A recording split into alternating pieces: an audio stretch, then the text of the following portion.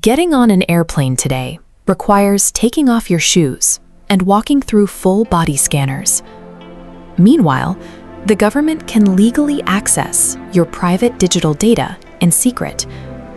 Both of these features of modern life trace back to a single morning in 2001. It was September 11th. Shortly after takeoff, hijackers overpowered the crews and seized control of two commercial airliners, American Airlines Flight 11 and United Airlines Flight 175, originally bound for Los Angeles. The hijackers turned the planes toward New York, flying them directly into the north and south towers of the World Trade Center. At that exact moment, U.S. President George W. Bush was sitting in a Florida classroom with second graders, reading a book called The Pet Goat.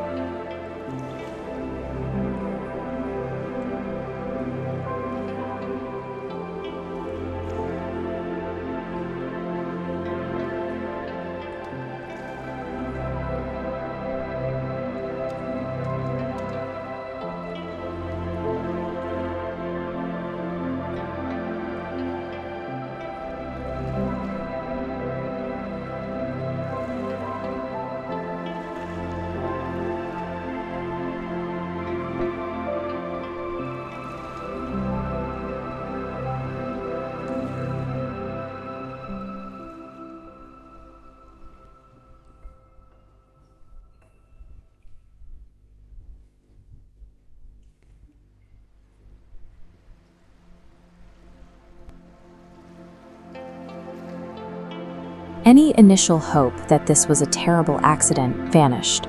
This was a deliberate strike on American freedom. The horror quickly spread south to the nation's capital. Hijackers crashed a third plane, Flight 77, directly into the Pentagon, tearing through a massive section of the U.S. Department of Defense headquarters. In response, authorities shut down United States airspace for the first time. Every commercial airplane in the sky was ordered to land at the nearest available airport immediately. Back in New York, the intense fires and structural damage from the impacts proved too much.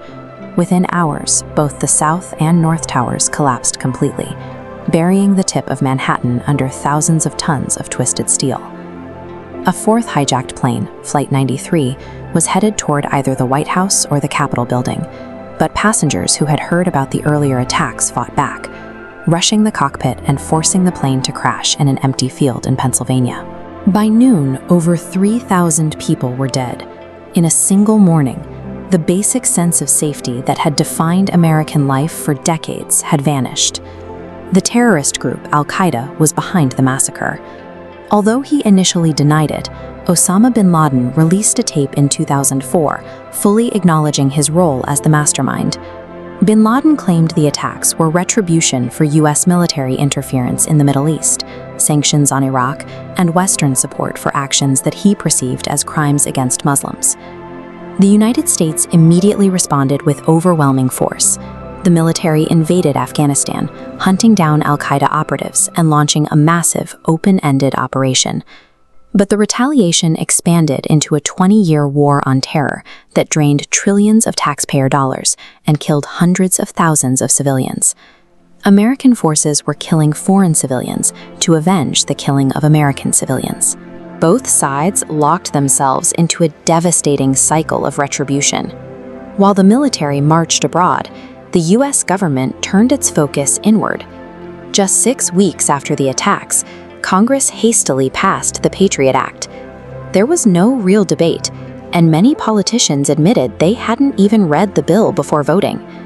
The law handed the government staggering authority to spy on its own people. Federal agencies could suddenly bypass judges and secretly access citizens' private phone records and internet histories without a warrant. It took 12 years to realize how far this had gone.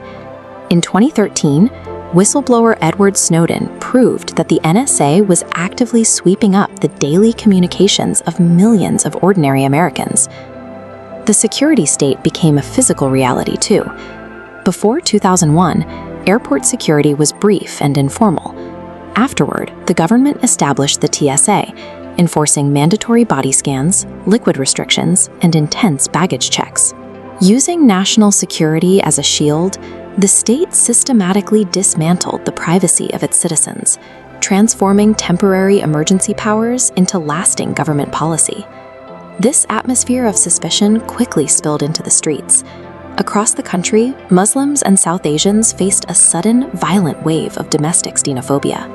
4 days after the attacks, a Sikh man named Balbir Singh Sodhi was planting flowers outside his gas station in Arizona. He was shot and killed simply because his beard and turban matched the images of terrorists being broadcast on the news. Deep-seated panic led much of the public to justify the government arresting people without evidence and sending them to military prisons like Guantanamo Bay to be tortured. Even men like Khalid Sheikh Mohammed, the principal architect of the 9/11 attacks, were locked away in Guantanamo for years, subjected to brutal interrogations rather than facing standard judicial trials. This desperation to feel safe created new sets of innocent victims at home. In its quest for security, the nation compromised its own moral standards. Killing Osama bin Laden in 2011 did not end global terrorism. Instead, the power vacuums left behind in the Middle East gave rise to even more extreme groups like ISIS. Violence fueled more violence.